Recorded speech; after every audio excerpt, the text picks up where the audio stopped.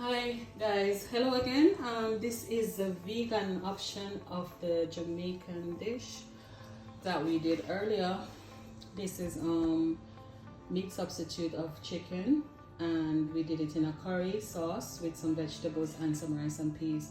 So we just wanted to show you this and show you that even if you don't eat meat, you can still have a good time eating something nice, eating Jamaican food as well. So I hope you enjoy this video and catch you later.